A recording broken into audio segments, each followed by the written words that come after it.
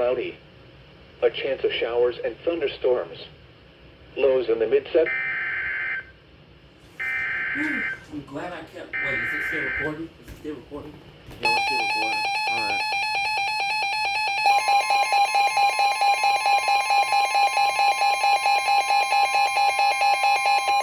The National Weather Service in Columbia has issued a severe thunderstorm warning for West Central Sumter County in central South Carolina, East Central Richland County in central South Carolina, southwestern Kershaw County in central South Carolina, until 7 p.m. Eastern Daylight Time.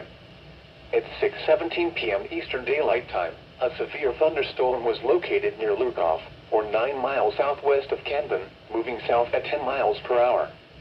The following hazards are expected: 60 miles per hour wind gusts. Source: radar indicated.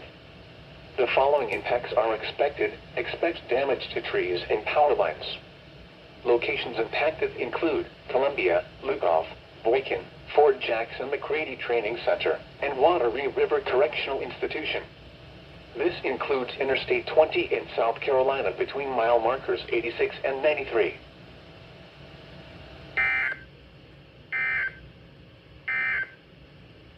The forecast for Joel in surrounding areas.